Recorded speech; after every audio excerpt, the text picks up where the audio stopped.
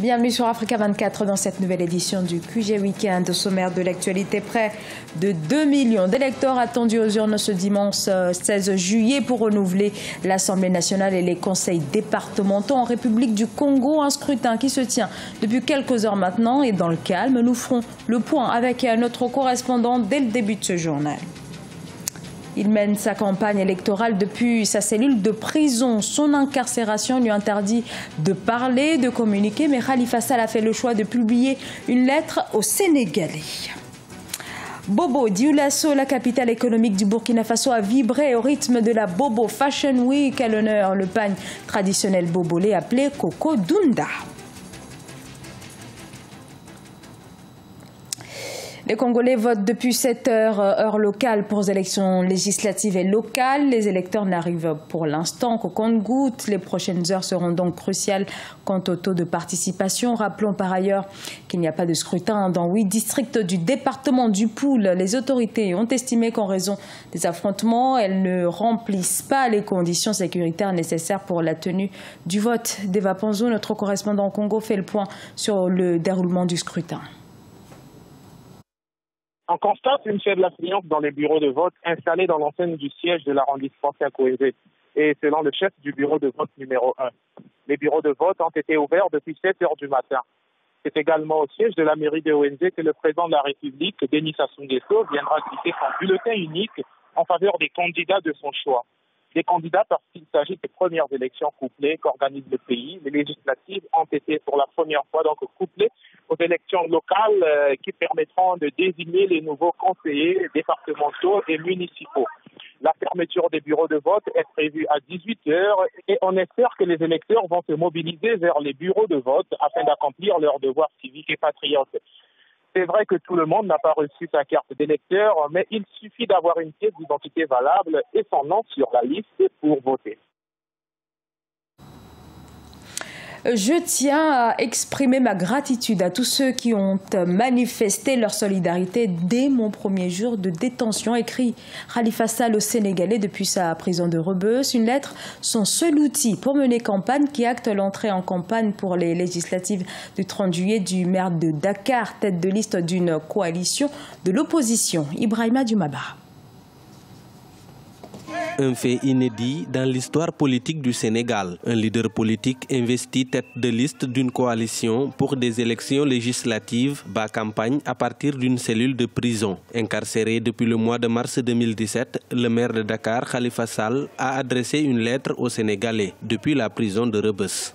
En violation de mes droits politiques, j'ai été privé de liberté de mouvement pour m'empêcher de prendre part à la campagne électorale. N'en déplaise à mes adversaires politiques, même en prison, notre projet est en mouvement. Et je garde la liberté de le porter à ma qualité de tête de liste nationale de la coalition Manko Taraou Sénégal aux législatives du 30 juillet 2017. La lettre du leader socialiste a été diversement appréciée par les Sénégalais. Étant en détention, c'est d'ailleurs le seul moyen qu'il dispose pour participer à la campagne électorale. Pour certains observateurs, le département de Dakar sera le plus disputé lors du scrutin du 30 juillet 2017. Ils estiment que cette lettre s'inscrit dans le cadre de la communication politique. Malgré tout, il est en campagne, il est bien dans la campagne et puis il participe à sa manière dans cette campagne. Il n'a pas son temps d'antenne à la RTS comme il le voulait, mais il va poser des actes symboliques.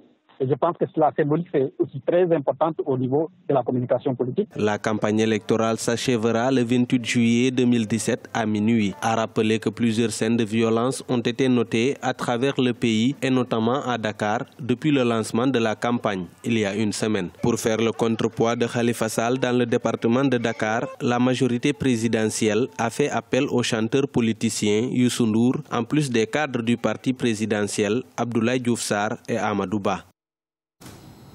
On reste toujours au Sénégal avec ce drame survenu samedi soir à Dakar après la finale de la Coupe de la Ligue sénégalaise de football. Des échauffourées au stade Demba Diop entre les supporters au niveau de la tribune découverte ont provoqué une grande bousculade. Une partie de la tribune s'est alors effondrée. Les autorités font état de moins 8 victimes et de 49 blessés. Le ministre des Sports a annoncé la suspension des matchs à venir. Parmi la masse de candidats à l'exil en Europe, un pays se distingue. Il s'agit de la Gambie. Ceux qui tentent leur chance rejoignent d'abord la ville d'Agadez au Niger, puis la Libye pour aboutir ensuite sur les côtes italiennes. Un périple dangereux, comme vous allez le voir dans ce sujet signé Deogracias Podo. Selon l'Organisation internationale des migrations, les Gambiens sont de plus en plus nombreux à opter pour une traversée de la Méditerranée pour atteindre l'Europe via l'Italie ou les îles Canaries. Plusieurs d'entre eux sont régulièrement interceptés en Libye. Plus de 2000 ont été expulsés et d'autres ont même réclamé un rapatriement vers leur pays d'origine en raison de l'instabilité politique en Libye. Cette réalité, Mustapha l'a vécue. Aujourd'hui, il s'est fixé pour objectif de sensibiliser ses pairs sur les dangers de ce parcours périlleux. Je ne ferai plus jamais ce voyage. Je tente de décourager tout le monde. Là-bas en Libye, chaque jour, vous entendez des armes à feu. Vous voyez des gens se faire tuer, des gens torturés. Je n'ai jamais connu ces choses-là. En Gambie, je ne me souviens pas avoir vécu de telles atrocités. En Gambie, plus de la moitié de la population vit dans une pauvreté multiforme, dont le tiers avec moins de 1,25 $ par jour, d'après un rapport des Nations Unies sur le développement humain. Au cours des 4 dernières années, plus de 500 000 personnes se sont portées candidats à l'immigration. Nombre d'entre eux viennent de la Gambie. La plupart ont dû abandonner aux portes de la Libye à cause des conditions difficiles. La Libye, c'est comme une prison. C'est pourquoi nous sensibilisons tous les jeunes afin qu'ils puissent rester ici et pour que nous puissions travailler pour construire notre avenir. Nous allons nous aider mutuellement afin de réussir. L'Organisation internationale pour les migrations estime à près de 20 000 le nombre d'Africains aujourd'hui détenus en Libye et qui espèrent tout de même pouvoir rejoindre l'Europe. Plusieurs milliers d'entre eux ont perdu la vie en tentant la traversée de la Méditerranée. Un constat amer pour Mustapha et Lamine qui restent déterminés à faire changer d'avis aux éventuels candidats gambiens. La Bobo Fashion Week. Ce rendez-vous de la mode s'est tenu du 13 au 15 juillet à Bobo Dioulasso au Burkina Faso. Et pour sa toute première édition, la Bobo Fashion Week a voulu mettre à l'honneur un tissu, le Coco Dunda, symbole de la culture bobolaise. Birama Saonera. Au Burkina Faso, la préférence nationale dans le style vestimentaire a l'honneur. Le pagne Coco Dunda, symbole de la culture bobolaise, a fait l'objet d'un défilé de mode dans le cadre de la première édition de Bobo Fashion Week. Une manifestation culturelle tenue du 13 au 15 juillet 2017 dans la capitale économique burkinabé. Ces pagnes jadis délaissés et réservés aux couches demi-nues a été valorisé grâce au génie du styliste Bazemse, de son vrai nom Baziemo Sébastien. Cette année, l'honneur a été donné au pagne local qui est jadis marginalisé. Aujourd'hui, il fait la fierté de tout un pays grâce à nos mères, grand-mères et arrière-grand-mères. Le Coco Dunda, comme nous l'appelons aujourd'hui, est né ici, dans cette belle cité, grâce à ces femmes.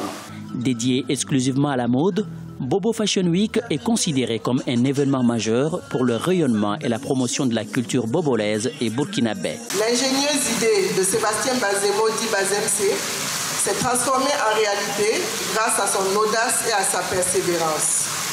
Ce jeune styliste a en effet pensé que la ville de Bobo Dioulasso méritait d'abriter un événement d'envergure internationale et il a eu raison. J'ai accepté de l'accompagner dans ce projet parce qu'il me semblait important de faire savoir aux habitants de Bobo et de ses environs qu'ils ne sont pas les éternels oubliés et que de plus en plus, nous allons nous appuyer sur eux pour montrer de quoi les Burkinabés sont capables. L'édition 2017 de Bobo Fashion Week a regroupé une quinzaine de stylistes nationaux et internationaux venus magnifier le Coco Dunda. L'événement a été aussi marqué par des expositions et des conférences débats qui a pour seul objectif valoriser le Coco Dunda comme le célèbre Faso d'Amfani avec des modèles et styles originaux.